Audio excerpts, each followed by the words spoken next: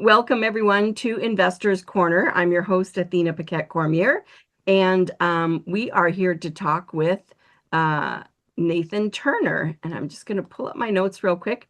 So here's just some thoughts I had. Like most people spend their lives, we'll say, trying to become property owners Yeah. and thinking that investment properties are the way to go.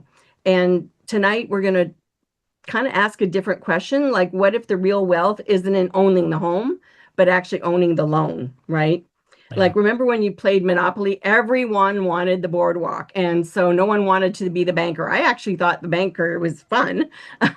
So, yet in real life, the banker often makes more money with less risk, often. So I thought it would be a good time to have Nathan join us. And he is Nathan Turner, CEO of Earnest Investing and one of the leading educators in note investing space. And he's also the founder of Diversified Mortgage Expo.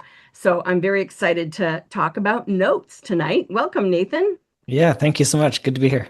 Yeah, so we met quite a few years ago at Note Expo, I think it was called, and I Yeah. went to on Paper Source. I think you were at Paper Source too. Yeah. So that Yeah. was a while ago, a while ago. So it's Yeah. really nice to reconnect and see what you're up to. I thought you could start with just kind of explaining what's a note and what's a mortgage and kind of why should we even care about that? I mean, we want to pay our mortgage payment on time, but that's about as far as it goes for people. Yeah. And you totally hit it. Like, it's so funny because all of us know what a mortgage is. We all pay one, but wouldn't it be nice to be on the other side of that table? And really that's what this is. And one of those things, you don't know until you know. And I was introduced in this into the whole note world in 2009. Kind of by accident. I was just, right place, right time. I had done some fix and flip. I had been a landlord for a little bit. And the landlord thing, I got to be honest, was not my favorite. I liked flipping. That was fun Mm, for me. And I enjoyed, working with my hands, all those kind of fun things. But it's definitely, it's a lot more work, like physically. And then it, prone to surprises where you right. get in. That's a nice way to It's put it. like, it's like, wait, we got to do what now? And you just watch your margins shrink and shrink and shrink. Yeah. Um, and then the rental thing, I was like, I don't, I'm missing something because why do people do this? It's Hmm. a lot of work for not What a whole was lot it? of The money. calls, were you self-managing and getting the calls or? I'm not even. So I was living in Montreal at the time, and the house that the place where I was flipping was Saskatoon, Saskatchewan. Okay. And just kind of as the market started to turn, right in about 2007, there was a couple properties that I couldn't sell. And so I Oh, ended up wow. renting them out because it's like, I Yeah. guess, that's what you do. They're mine. Yeah. And so renting,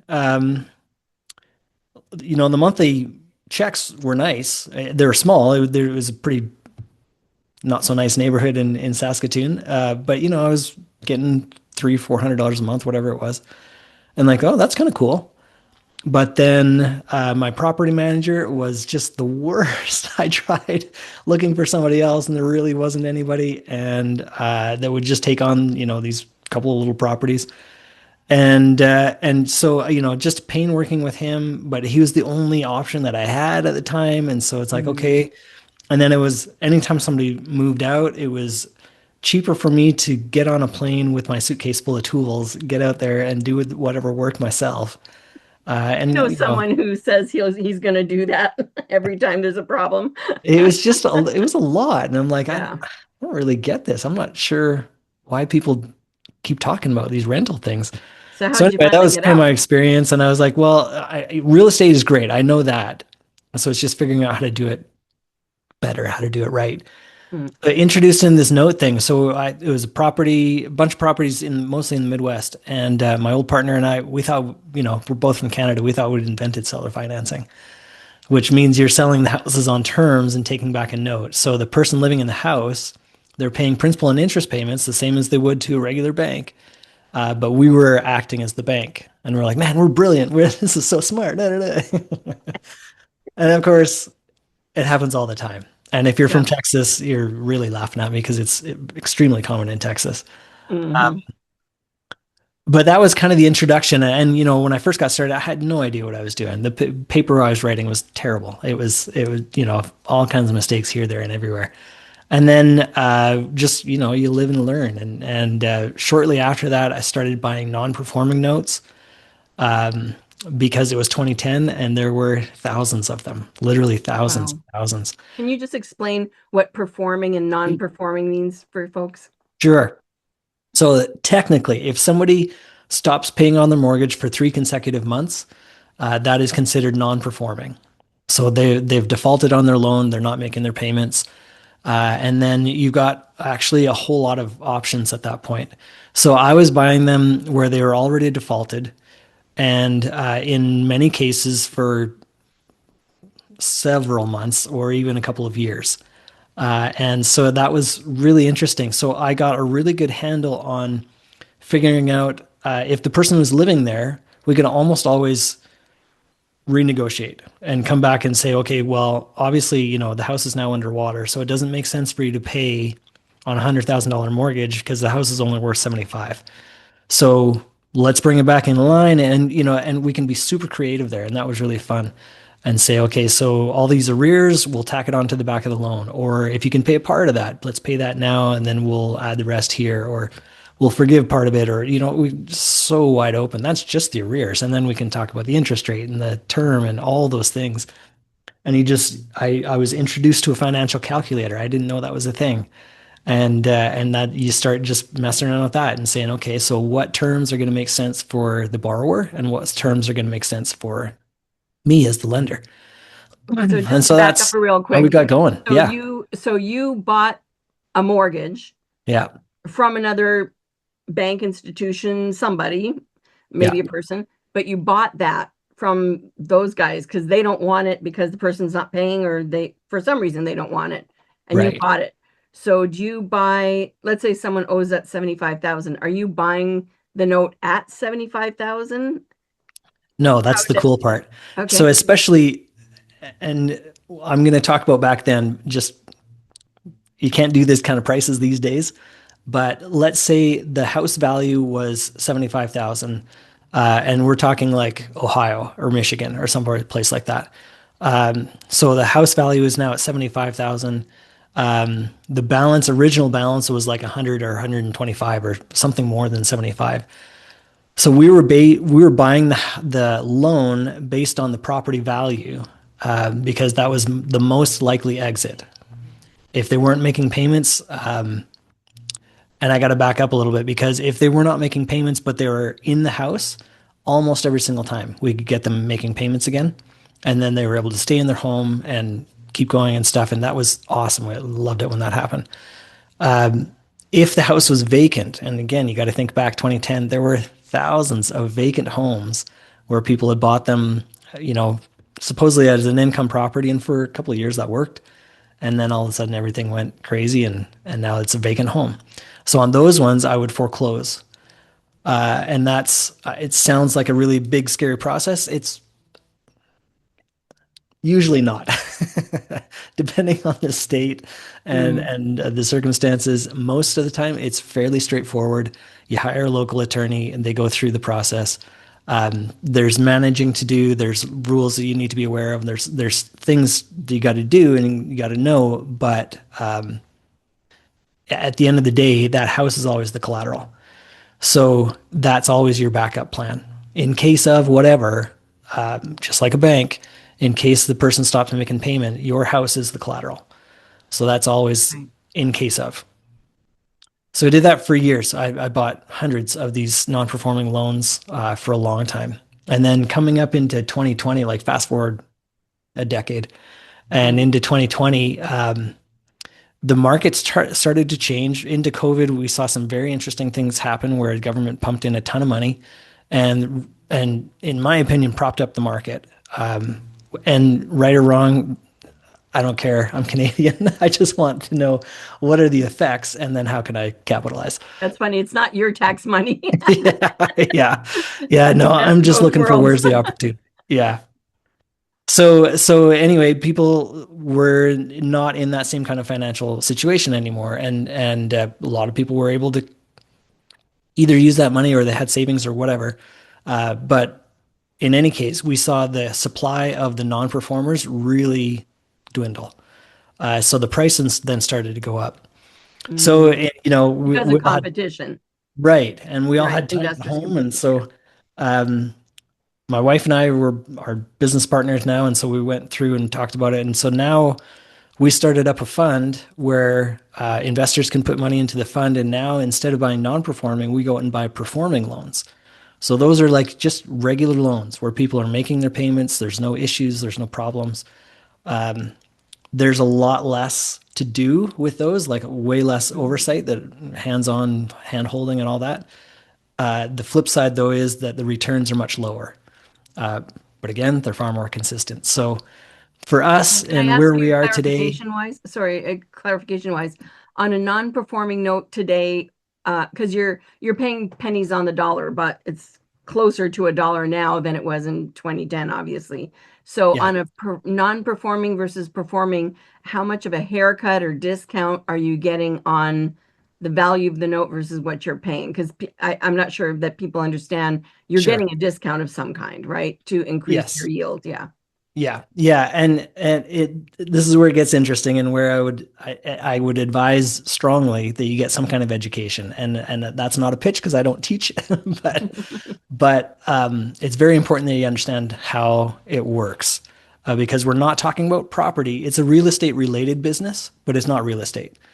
Where it's the financing attached to the real estate, and so that's So it's we're really a security, right? As far as asset classes or whatever. yeah, we're of course interested in the property because there's a chance that we could take that back, and we want to make sure there's equity and all those kinds of things. But that's not really the play. I'm buying the loan that's attached to the property. So that being said, I give you that background because with a non-performing loan, there's a very high chance that the exit is going to be through the property. So I'm actually much more concerned about what the state of the property, value, condition, all of those things. With a performing loan, uh, generally speaking, the house is in far better condition. It's in, much better shape. Values are higher, those kinds of things. As far as how much discount you're going to take on that, it's a lot less, and it's hard to say exactly because it matters very much what the terms of the loan are.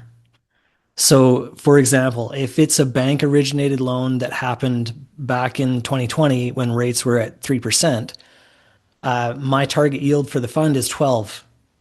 So, going from 3 to 12, my discount is going to be enormous. So, it's Right. likely not going to happen as a deal Mhm. versus a seller finance loan where somebody just created the loan themselves. Typically, those interest rates tend to be between 9 and 11%. Mm. So my discount is much smaller. So in terms of discount, it really depends on the paperwork and what the terms of the loan are. Okay. So on a non-performing, do you think you get a discount of, because that's riskier, right? Because you might have to foreclose. So Yeah. are you getting a discount of 15 or 20%? Are you giving like what range do you think that would be in? Oh, back in the day, it Yeah, was ridiculous. We were huge, getting, right? yeah, 15, 20 cents on the dollar kind of thing. Like it was just crazy. Mm. But and what that allowed me to do at the time was, as I was getting started learning how to do it, I could make all kinds of mistakes and still be okay. And You had so, a buffer zone, yeah. boo boo buffer zone. Yeah. And then today, on a non-performing loan, I've seen a couple of years ago, it was crazy. They were trading at like 80 cents on the dollar. And it's like, there's just Wow. There's not very much left little. there to Yeah. pay for everything. Yeah. The margins are so slim that it made it really not very attractive. Right. And on the performing side, what are you seeing as discount? Like real small, probably 5% or Again, it depends on the terms, but, mm, anywhere from 5 or 10% all the way to like 20 or 30%, but it mm, really depends on those terms. mm-hmm. Okay, cool. And are there certain states that you invest in, or is it all over? How do you determine where especially you're sitting in Canada? I'm Yeah. assuming you fly down to do your due diligence, but how do you start off figuring out where to invest? Yeah, well, first of all, actually, I don't fly for the due diligence. Oh, That's I hire locals to help me out figure out what the values are, things like that. So I don't actually have to leave my house, which is great.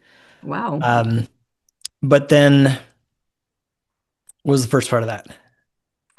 Just like how do you determine what state, what Oh, area, yes, how do you narrow down where you're going to invest? Because the US is a big country, right? So how do you, it is. And it areas vary greatly. And anybody who's in real estate knows that very well.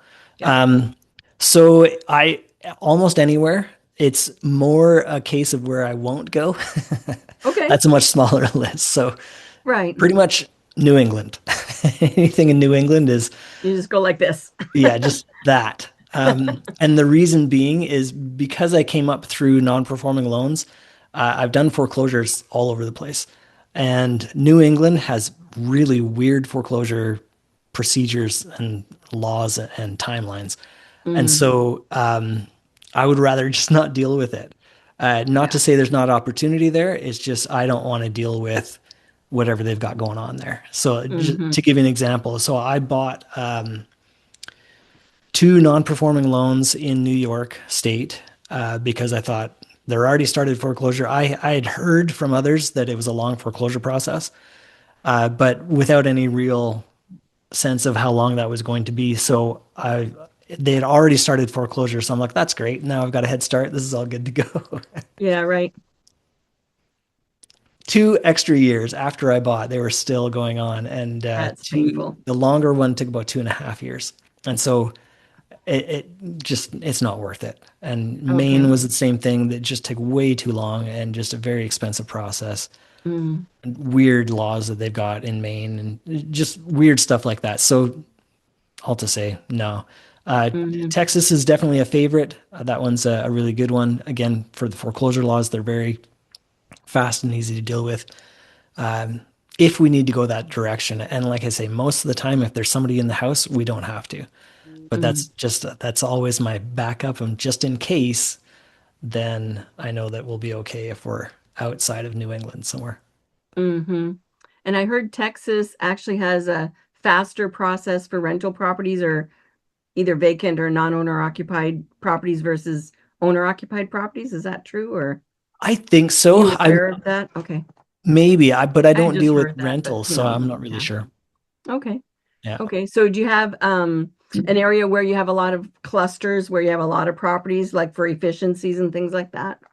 Or where you Um, got on a roll and I don't know. I not really. I think I have in the past. Right now, not really. They're just kind of all over the place. Okay. But in the past, yeah, I probably more centered in Texas. I had kind of a smaller grouping in Missouri, which is Okay. surprisingly good state for again for foreclosures. And this was Oh, no more on the kidding. non-performing stuff. Right. But yeah, just all over as long as the numbers make sense, and then I'll check out if California tends to be a bit of a difficult one to foreclose in. So again, I Which don't is want it to go that surprising. direction. Hmm. Yeah. And I don't want that to be the exit. I don't want to foreclose on people. That's not the goal. But You in want the cash cases, flow. yeah. Mm. Yeah. Yeah. Yeah. Almost always the better exit is cash flow anyway. So we're Hmm. very motivated to help them stay in their home. Hmm. So when interest rates dropped, did you see a lot of clients pay you off because interest rates were low? They could, or are the borrowers always in this situation that they're not on the grid to get a traditional loan? We did see some. I didn't Okay. see a huge spike, but yeah, I did see some, which is, a good problem to have. On the one hand, I got paid off, and I didn't sell the loan, so I'm getting refinanced. So I got refinanced in full, which is great. For the full amount. But Can you now I've just got, walk us through how that works? Because I think this is mind-blowing to people how this works. yeah, Like, you bought the note for X amount and then later they refinance and kind yeah, of how that money works, because it's kind of startling. yeah. The easiest thing to do is to put some numbers behind it. Yeah. So let's do that. So Yeah. just a easy hypothetical. Let's call it a mortgage of 100,000. And depending on what state you're in, you're like, yeah, right. But anyway, $100,000 mortgage. The house is worth something more than that, 125, 150, 200. It doesn't really matter. For me, I want there to be a minimum 25% equity spread. Again, I'm looking ahead and just in case, I want to make sure that there's a cushion there. If I end up taking back that property and have to resell it, I would want to make sure I'm covered.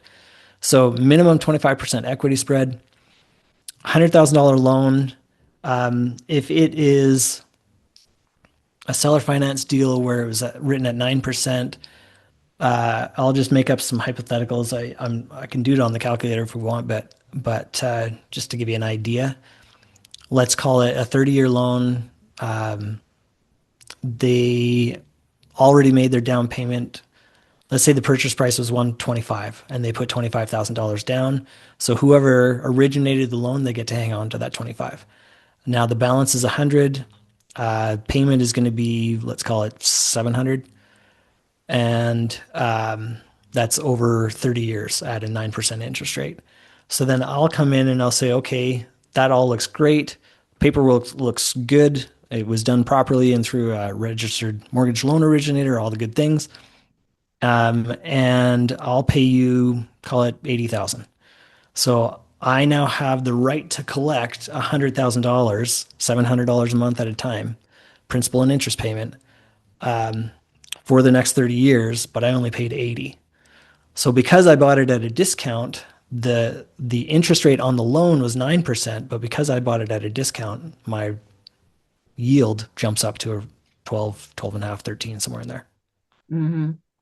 And so how we started this was, let's say this person's lucky enough that their finances get great, interest rates drop, and they're able to refinance and pay you off. You don't get the 80,000 you invested. You Right. get the 100 that or whatever their balance is at the time based on the amortization of that $100,000 loan they got. Yeah, that's right. So So I it could have, be 95, it could be yeah, whatever. It's whatever they owe at the time that they want to pay you off. yeah. So I've in the past I've done it where I bought a non-performing loan. As part of the process, I checked the guy's credit, found out he had actually pretty decent credit, like a 720. And so, and it was a funny situation. I bought it as a non-performing loan, but it was actually performing, so I got a great deal on it, and so that was awesome. So And so someone's paperwork was just off. Like, or the information, I think in this case, the information that the lender had was just outdated. uh-huh, So they thought it was non-performing, and right hand wasn't talking to the left, and I wasn't going to mention it. right. So I got a good deal on it, and saw that this guy had good credit, so I went back and encouraged him to refinance. I Hmm. did that a couple of times, and they were able to refinance and pay me off in full, and great. Now I've got a little bit more money than I had before that I can go back out and put into another note. And that could have happened very quickly because you realized it soon on. It's not something where he was delinquent, you got him caught up, he started paying on time, and then he could refi. No, he was already paying on time. Mhm. So it was a quick turnaround of your dollars there, right? Yeah, in that case, it was about 4 months. Yeah, which isn't bad Yeah, yeah. to get So I that. got to collect those monthly payments for 4 months and then got paid off in full. So Right. not bad. Yeah, that's a beautiful thing. Hmm. And what I Yeah, love and what I've heard and I want to repeat is that, like, when you're the bank, when you're the lender, you're not in charge of fixing anything. That's their yeah, responsibility as the homeowner. Like, they can't call you when the toilet's clogged. right. You can't call B of A and say, "Hey, I know you gave me this mortgage, but the toilet's clogged." No. So you're in Yeah, that same guise, right? That's your role is just yeah. to lend money and collect the payments. Nothing else. Yeah, it's funny. Somebody said to me early on, they said, you go into any city and you go to the downtown core and you look at the tallest buildings and they have, BMO on it, they've got Bank of America on it, they've got Wells Fargo on it. I'm like, that's interesting. Mhm. So they've obviously figured something out and there's no reason we can't do the same thing. Right, Yeah. right. I saw Truly Nikita's amazing. got a question there. Yeah, Nikita would like to know, how do you keep people in their homes if they couldn't or wouldn't pay before? What changes? That's really a great question. It's a great question. It's an amazing thing. So, and again, going to the non-performing side. So if somebody was non-performing, I've had all kinds of conversations. Part of it back in the day was the non-performers were notorious for being just traded over and over and over again. So, Between banks, lenders. Yeah, That so sounds it right. would be Bank of America originated the loan, and then they sold it off to Citi, and then Citi sold it to this hedge fund over here, and that hedge fund sold it off to those guys. And eventually, somewhere down the line, I came in. And it was very common where I would get the loan, like the loan packet, and there would be, five or six assignments in there. So this bank assigned it to that, and that bank assigned it to these guys, and those guys to these guys, and just back and forth, back and forth. So much so a little bit later on, they created laws around that where you actually had to tell the borrower, imagine that, and let them know what was going on. But it was Mm. still, even then, it was happening so quickly and just back to back that borrowers were totally confused and not sure what to do. So, Who to pay? Yeah. yeah, I had it a couple of different times where I started a conversation and they said, "Hey, oh, you're the guy we pay. Oh, yeah, yeah, yeah. We've got it all sitting here. It's the money's been set aside. We just didn't know where to send the money." Perfect. I'm your guy. So, of Yeah. course, that was not typical, but it did happen. Right. Other situations where, it had been, again, bounced around for 6 months and nobody had ever contacted them. Nobody had ever called them to say, hey, you need to start making payments or anything. In that time, they had lost a job and now found a new job and they were working again. Better job, worse job, same job, whatever. But then we can go in and say, okay, look, your old payment was $800 a month. If that's not a reasonable payment for you, we don't want to set you up to fail. So what's something we can do to help you overcome that? Is if 800 is too much, could you do seven? If 700 is too much, could you do six? And especially with the non-performing, I had so much flexibility because I bought it at such a steep discount. Right. So I could go in and the cool thing is with notes with loans is anytime you buy a property, you can go to the county website and you can see how much the next buyer bought that property for. With Hmm. loans, that's not disclosed anywhere. Right. So in those days, I was able to get it at a crazy good discount, but the person in the house didn't know what I paid for it. So they didn't know that I got a great deal on it. So that They gave just me know what all they kinds of owe or bargaining. what they think they owe. Yeah. Yeah. So I had a really great bargaining position where I could go in and say, okay, well, here's what we can do for you. Let me know if this works. And we just opened up a conversation and just back and forth until we came to terms that made sense. So you just take out your calculator and figure out how low can I go with this guy to still make my numbers work and get a good yield. Yep. And certainly that's cheaper than foreclosing on them and more humane because people go through stuff, right? So, Yeah. so it's a win-win for everybody as far as that goes. Yeah. Um, I don't want to foreclose on people. I don't want to be I that know. guy. Like that's not nice. And like Yeah. I say, almost always the better exit is to have them making payments anyway. So we're Hmm. extra motivated to have that happen because that's actually going to be our best return. So Mm. it makes Hmm. sense all the way around. Yeah, right. Let's see, do we have any other questions? I kind of spaced out on the questions a little bit. Okay, so I think we're okay. Well, great. So, what was next now? I lost my train of thought. Oh, so how do you find these notes? Like, most of us have never heard of it. Although I'll tell Yeah. you a funny thing. One day I came home and I said to my husband, Tom, I bought a note and the guy hasn't paid in 9 years. And he's like, what? Why would you do that?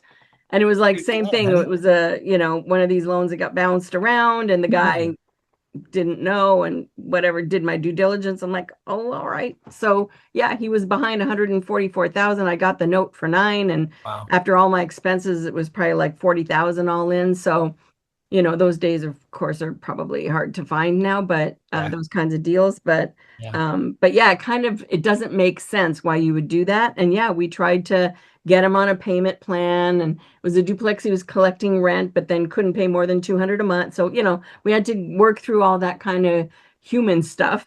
And then Yeah. yeah, we ended up having to foreclose. Yeah. Um, but so I found that through a note broker, but there's a lot of different ways to find these, right? Most people have never even heard of buying mortgages or buying notes. So how are the most common ways that you do it? And I think you offer loans now, right? You offer notes for sale. Is that right? Not usually, sometimes. Okay. Oh, okay. Okay, maybe yes. maybe your other partner there that yeah. Um, Yeah.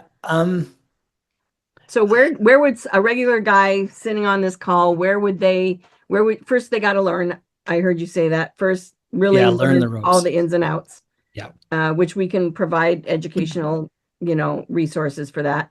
But once they've learned and they feel ready, where would you suggest they find notes? Okay, so there's some good friends of mine, colleagues that do an annual survey, and one of the questions that they have is where do you find the most notes? Overwhelmingly, every year, networking, every Oh, time. interesting. So So like real it is estate clubs, that kind of thing, um, or just networking with other businesses, other note people. other note people. Okay. Yeah. So there's a couple of conferences out there. I took over the Diversified Mortgage Expo a couple of years ago. Um, by far, that has been my most successful way of finding notes.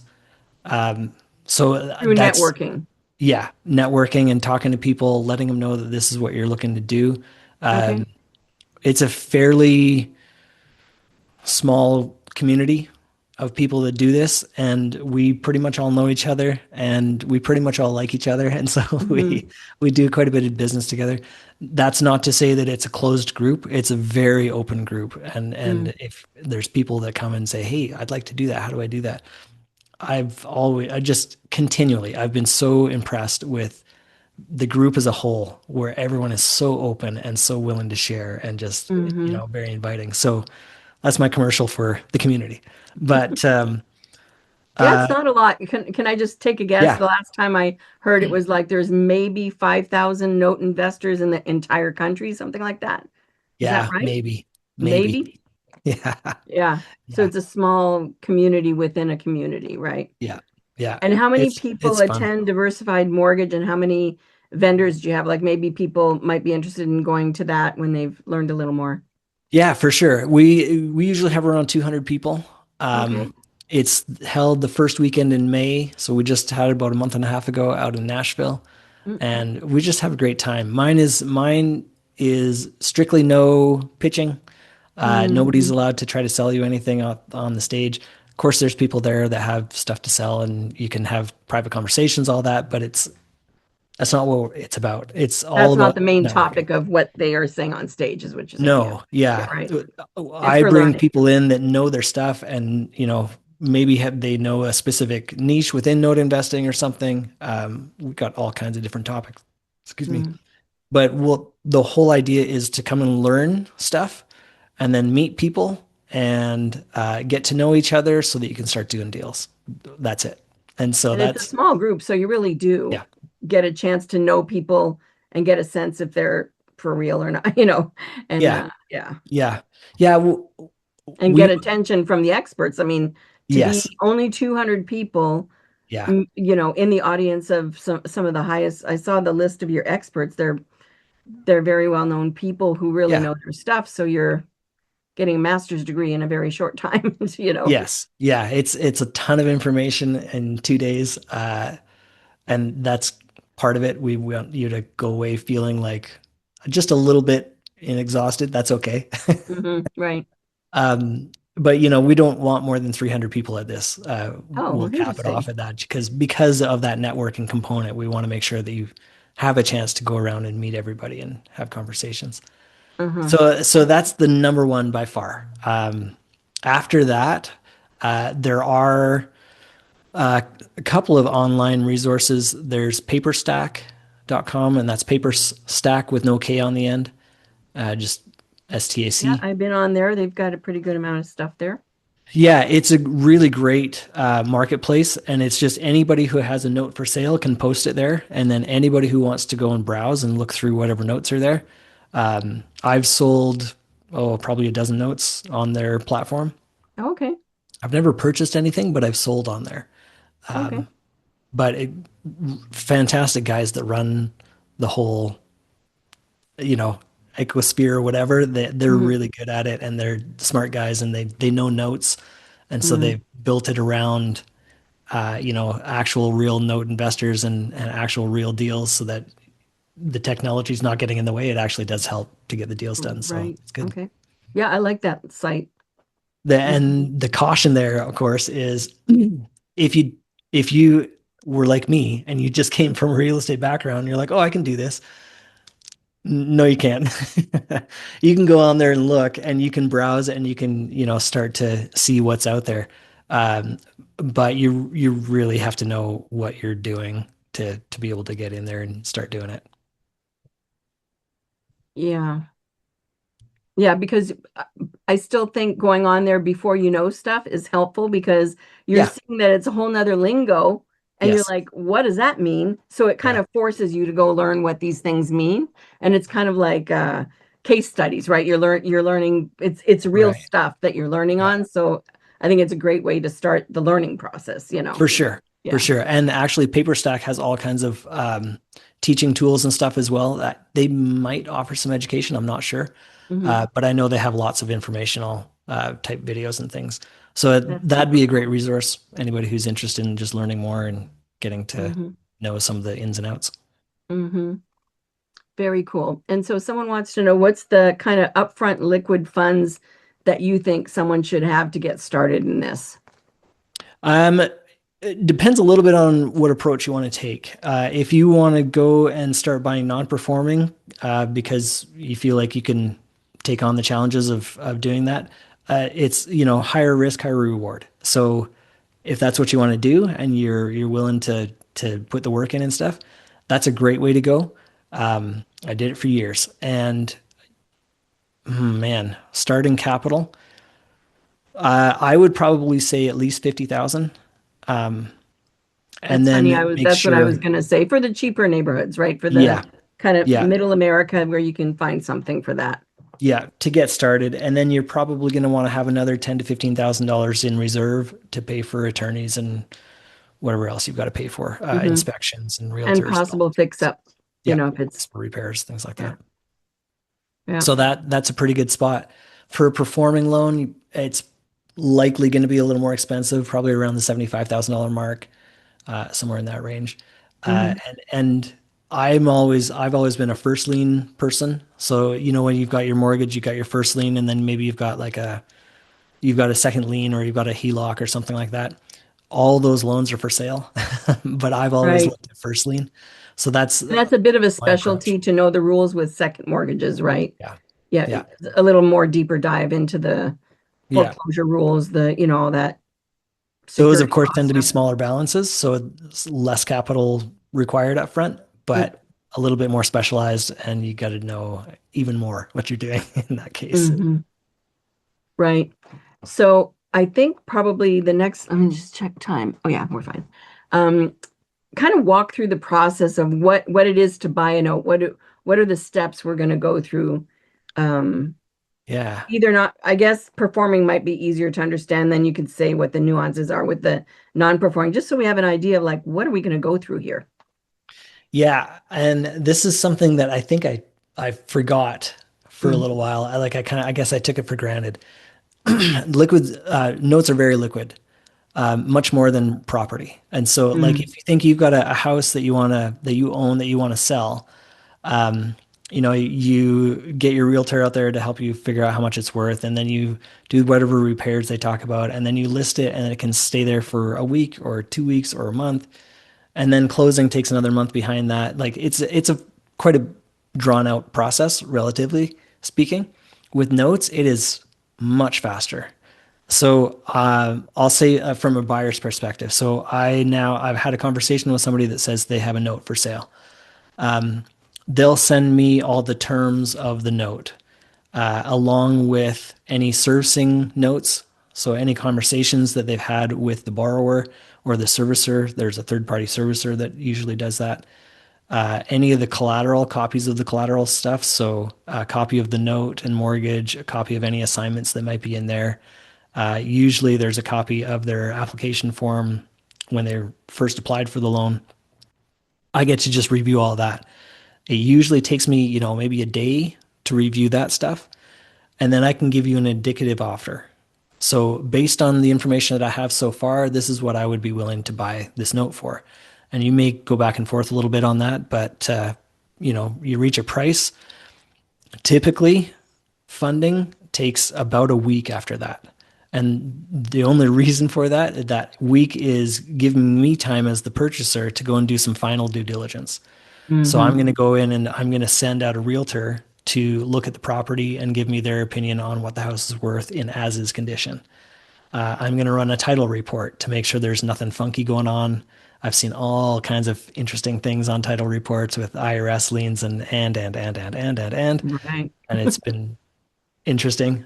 So it's just to give me time to get those reports in, make sure that everything looks good and it looks like what I thought it was. If there's something that was found and the house is not worth as what we thought it was, we may come back and renegotiate. That's not necessarily a dead deal, but I'll come back and say, well, the house is actually only worth 100 instead of 125 like we thought it was. So we need to adjust. And that typically works. And then fund. So then I send out a wire. Usually it's not done through a title company. I've heard of that happening a little bit these days, but mostly not. So I'll send out whatever it is, 75,000, 85, $80,000 as a wire, and then you bundle up all that collateral, all the paperwork that goes along with it, and then you send it to me.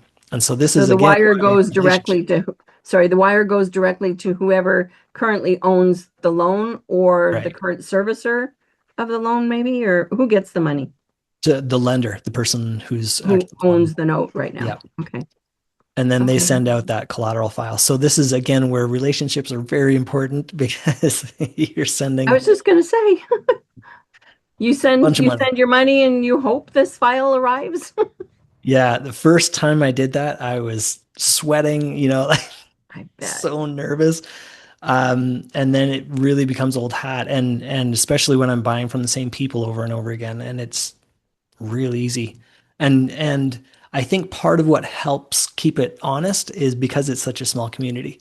So Mm, if somebody all of a sudden takes off with your money, everybody's going to hear about it in a very short amount of time, and nobody wants that. right. But it So helps you're keep. not buying from mom and pops, you're buying from organizations that have more than one note to sell. Is that what you mean? I like to. Because the mom and pop guy could run it off and they don't care what their reputation is in an industry they're not part Yeah, of, right? They yeah, have one or two, potentially. you know. Actually, I've got a good friend who he usually buys his specialty is mom and pops. And man, good on him. First of all, finding those guys I think is a lot harder. And Yeah. then having those kind of conversations about why I'm discounting the loan and all those kinds of things. Anyway, he Right. does it and he seems to be pretty successful at it. And That's then awesome. sending it out and hoping you get your collateral file, like all the. And in that case, if you don't know them, maybe in that case you go through a title company, just for escrow purposes. They send in the file, you send in the money, and when the title company verifies it all, then they disperse. Or you could, yeah, you could wire to the title company and use a Mhm. title company that has an office near that mom and pop seller guy or whoever, so that they can physically bring the file to that title company, and then the title company would release the funds once they Right. have possession of the file. Yeah. That matches what you sent electronically, right? They can Yeah. compare what you got compared to what's in the file. Yeah. Exactly. Yeah. Hmm. Yeah. Wow. So we have a question here. If you have a certain amount of money set aside for real estate investments like rentals, etc., what percentage would you recommend for a note investing as a start? Man, that's a tough question. Yeah. So I think it's like balancing your portfolio kind of thing, right? Yeah. And What you're I can all tell you in. the pros and You're cons. like Yeah, 100% I am. note. Yeah. I can tell you the pros and cons. So Yeah. pros of a note is it's the same amount of money, if not better, because you're not setting aside money for repairs. You're not setting aside money for property taxes. So whatever payment you're getting, you get to keep all that. So that's pretty nice. You also don't have any of the upkeep to do. So you're not fixing the roof, you're not fixing anything, nothing. So that's great. The downside of a note is it's a depreciating asset. So every month they're paying off a little bit more principal with their principal and interest payment. So over time, eventually that is going to pay off and it'll go down to zero. And then you flip that over with a rental. With a rental, you've got all that upkeep that you've got to do. You are having to set aside money. So really your net from my calculations is a lot less. but you may have that appreciation that can play in your favor sometime down the Hmm. road. So it, it really depends on what you're trying to accomplish and what your goals are. For me, I don't want to deal with the headaches and hassles, and I'm okay just replacing notes as they pay off. So let's back that up too. So typically, like a long-term note, a regular mortgage, usually is set over 30 years. The likelihood that it's going to go for the entire 30 years is pretty small. People are going to move. Whatever. He's got a job offer in a different town or, who knows, whatever. But it's not uncommon at all for those to get paid off, between 5 and 10 years. So then you've got that capital back. You can go back out and turn it into something else. I turn it back into a note, but whatever you want to do at that point. And, Hmm. probably, is it possible that they'll go the whole 30 years and it'll go down to zero? It's possible. And so you just got to be prepared for that. Or Hmm. you hold on to it for 3 years and you decide, you know what, I'd rather cash out of this today. I don't know. This guy seems like a lifer. And then you want to cash out early, sell the note and then go turn it back into something else. Get out sooner, which I think also improves your yield probably because, if you got a discount and you sell it quickly, you're also probably discounting it to the next guy, but you're getting your capital back sooner. So your yield probably is higher upfront than I think Yeah, if you let it last, right? If you get amortized down a bit.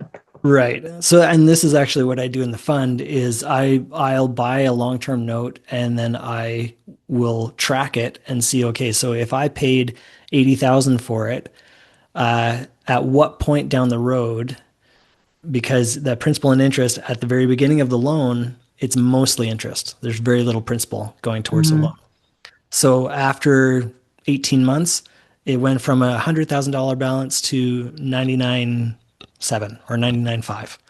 At 99.5, I can still resell that for 80,000. At 98, I might have to resell it for 79, 78. So Hmm. I'm tracking that to see at what point can I then resell it for the same amount that I bought it for.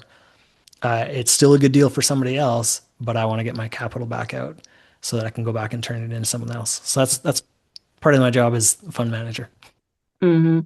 I kind of feel like too, tracking people that could refinance is a good way to Mhm. do it too, because then you get your full amount back. You're not having to Right. discount to another note buyer, right? So if you Yeah. can get them a regular loan, that's seems like that would help your yield Yeah. too.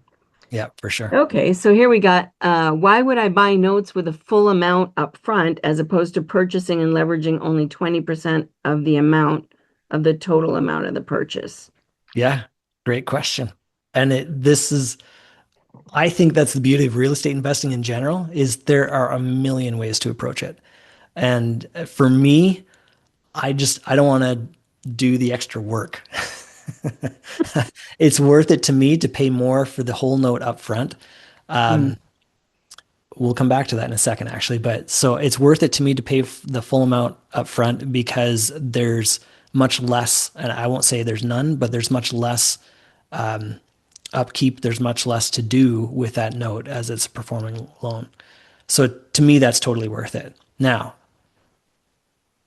bit of an advanced strategy, but there is such thing as buying a partial note. So let's say it's that $100,000 balance. The seller of the note says, you know what? I want to go take my family on a really cool vacation. I need $10,000 right away. Uh, he'll sell $10,000 of that note. And that would be, I'd have to do the numbers, of course, but let's call it 2 years worth of that note. So he'll sell to you $10,000 worth of the $100,000 balance. You're still going to get your 12, 13, 14% yield out of that. After the 2 years completes, it reverts back to that original lender, and then they keep continuing to collect payments. That's a little bit of an advanced strategy, but Hmm. it's a cool one. And you're getting the full amount of the payments they would have paid to the original lender. You're getting those payments just for a short amount of time. Right. And And somehow you have to calculate what your yield is to figure out what your, yes. am I giving him 10,000? Am I giving 11,000? And Right. or am I getting 18 months or 16 months? Or you got to kind of figure out how to get your yield out of Yeah. that, right? Yeah, and that's where you get in with the calculator and it gets kind of funky, but Mm-hmm. you can structure it all kinds of different ways too. You can have it so that the partial buyer is collecting the full payment. You can split those payments. So if the payment is $800, maybe the partial guy gets 600 and the original lender gets the 200, something like that. Mm-hmm. There's almost infinite possibilities. So Yeah, however you want to do it. Anyway, but that's going back to that same point. There's so many different ways to make money in real estate, and so I mean, I'm in it is overwhelming. whatever. Mhm. It's fun to play. That sounds really trusting. Yeah, some people are it's, yeah. So because in that partial, the original lender is still collecting from their borrower, right? And then they have to send you that money. They're not disrupting that flow, right? Yeah, and typically the way it goes is I mentioned this Or the briefly before, servicer but can do that, I guess. yeah, it goes to a servicer. So the same way that you have like a property manager for your rental property, you have a servicer. So and you know this from your bank, like let's say your loan is with Bank of America, you don't actually pay Bank of America. Bank of America, maybe you do, but go with me. So you're Hmm. paying, such and such servicing company.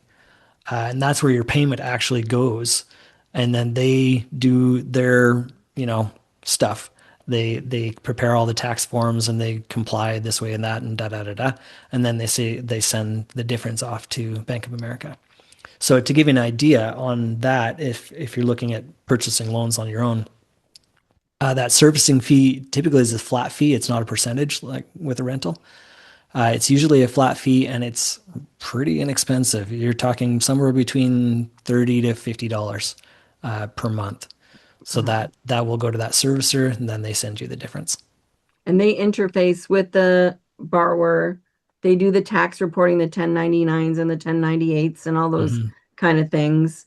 And then if there's an issue, let's say there's a slow pay one month, they contact the borrower, right? Yeah. They They'll let me know. communicate. Yeah. But then they'll do the contacting. I like to talk to the borrowers myself, and so we often make that happen. But yeah, So you can kind of make that arrangement with your servicer as to whether you're calling and why do you like to call yourself? for me, it's just an efficiency thing. Um, Instead of passing messages back and forth. Um, when I first started, I relied heavily on the servicer because I didn't know what I was doing and I didn't know Right, what I could and couldn't say. And I know myself, my temperament is pretty easygoing, so I it would take an awful lot for me to yell at anybody. So that's not going to be me. right. You know, I'm not the debt collector. I'm not the guy that will break your knees. Yeah, That's right. not me. Which you Yeah. can't do, by the way. Don't ever say that. You'll get yourself into real hot water. But Yeah. There are laws around collections of debt. there are. So just, But just I don't yes, recommend. So I think you should have a servicer because you don't know what you don't know, highly right? recommend it. Yeah, Yeah. yeah. Yeah, yeah, yeah. In some states, it's required to have a servicer. You can't do it yourself. Other states, and again, it depends on who you talk to. They'll say, well, you can service your own loans, just not somebody else's. Maybe Interesting. just to be So safe. find out beforehand. Yeah, I just to be safe, I have all my stuff with the servicer because I don't want to cross any lines. I'm just not interested in Mm-hmm. getting in trouble. Mm-hmm. Yeah. So what's the worst thing that could happen if someone invests in a note?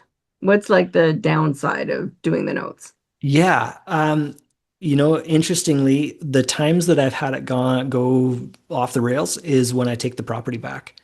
Hmm. So it's when they've stopped paying, and I have not had this happen with the performing note yet, but the ones that really went off the rails were ones that I bought as a non-performing loan, and it had already been vacant for some time, and we ended up taking back the house, and it is in awful condition, much worse than we thought.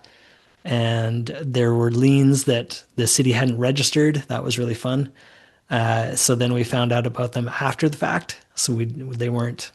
public Well, knowledge, but like they didn't we show got up them. on your title report because the city hadn't caught up with posting Yeah, them. just Yeah. there was a lot of that going on. It was in Michigan. It was a thing anyway. Okay. So that was probably one of my worst.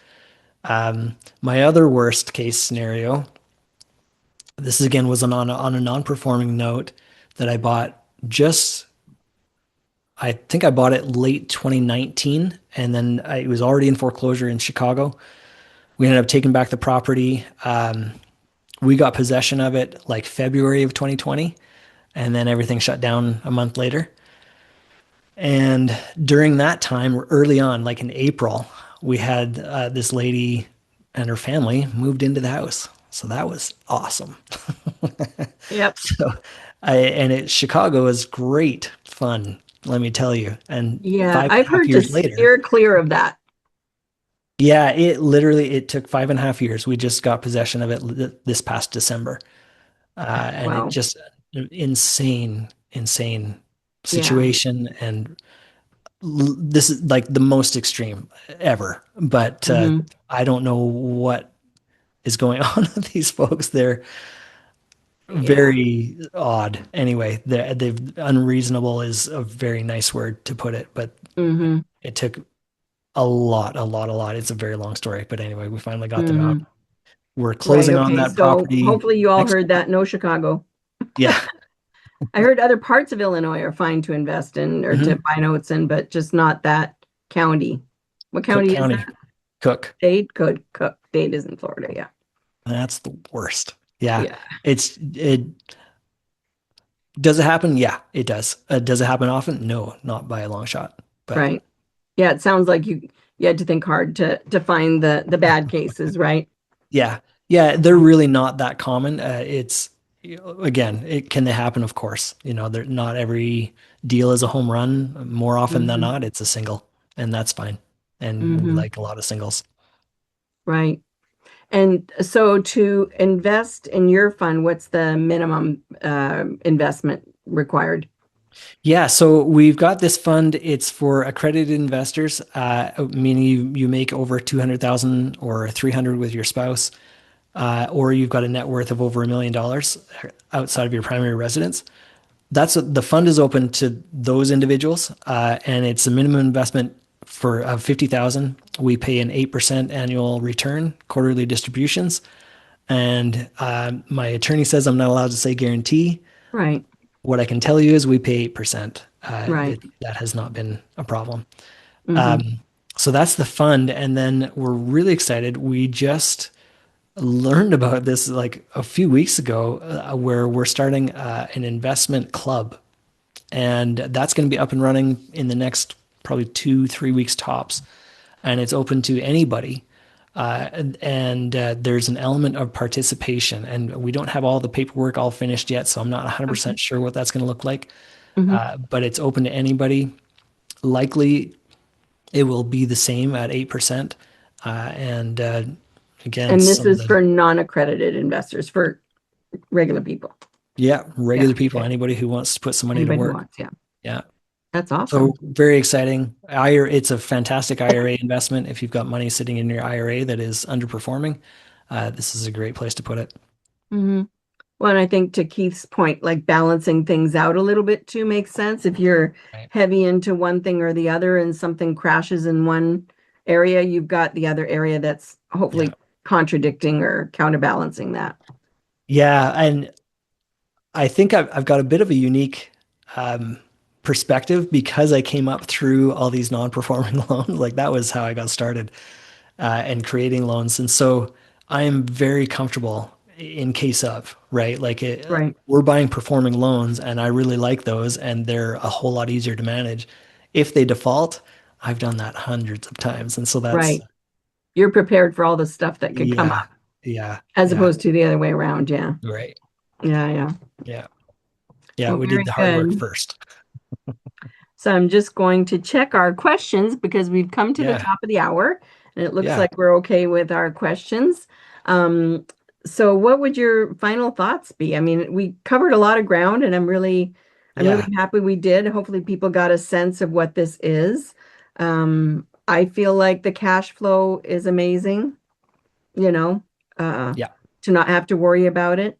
And the Yeah. thing is you pick the right borrower, like from a lending point of view, when people, originate the loan, it's like pick the right borrower, have protective equity, make sure you don't go too high on the LTV, make sure you know the neighborhood or know someone who knows the neighbor. Like there's a checklist of things you need to look for. But if you've done Yeah. all that, then where else are you going to get 8 to 12% without without worrying about vacancies and rehab Right. and all that kind of stuff, right? Yeah. So, oh, do you need a lawyer to facilitate these transactions? That's a great question. Like to buy and sell, if that's the kind of transactions we're talking about, actually, Mhm. no, which is Just buy amazing. directly from the people that own the note. Yeah. And then Yeah. if you have And to go into foreclosure, of course, you're going to need an attorney to help with that. yes. Yeah. Like I say, it's very much built on relationships and trust. If you're new and you don't have any of that yet, then investing into a fund or something, I would recommend that. If you really Hmm. want to do it on your own, absolutely. I love it. And so, of course, I'm going to say yes, go ahead and do that.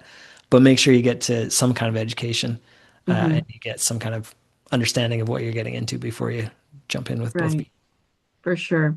So this is a question. I'm glad this came up. Can you 1031 exchange into this? And unfortunately, you can't because a rental condo is real estate and the Right. notes are securities. They're not real estate. So you have to exchange like for like. So even though we're lending or we're buying the debt that's on a property, it's not a property. And Right. that's what we're happy about. So Yeah. we can't Yeah. have it both ways, unfortunately. So Yeah. yeah. No, great question though. Yeah, great question. Where Okay, can well, you thank you educate? so much, Nathan. I'm so where can we educate ourselves? Well, So there's lots of sources. Do you want to try a few? yeah, try PaperStack. I know they've got a lot of videos on there. They've had me on their videos a couple of times, so look for those. Uh, if you're in California, two people I would recommend is Paige Panzarello, and she, I believe, is around the San Francisco area.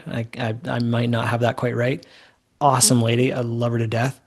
And she's a great teacher. I've had people come out of her education thing just singing her praises. And or the other one is Note Investor University, and they're in Southern California. Again, great guys, Desi and Patrick, father-in-law, son-in-law combo, Okay. family-run business, awesome guys, and they do a great job of teaching. So Okay. those are a couple that I would recommend. Yeah. PaperStack, if you want to start doing stuff for free, or just search online, note investing. You'll find Hmm. a bunch of stuff. Hmm. And I can send you the part of my real estate class that involves notes because it's a Oh, very perfect. basic thing and Yeah, it's maybe like an hour, so it gives you a taste of what it is and all that. So, and I'm awesome. glad to one-on-one talk to you too. So, well, Yeah. great. Thank you, Nathan, so much. Hey, my pleasure. Calling in from Calgary and hadn't seen you in a while, so it's a real pleasure. You haven't changed Yeah, a bit, by the way. I try. Um, and hopefully we'll see you again. But thanks for sharing all your wisdom and all your knowledge, and we'll look forward to seeing you down the road. Yeah, perfect. Sounds good. Thanks. Thank you. All right, take care. Bye-bye. Good night, everybody.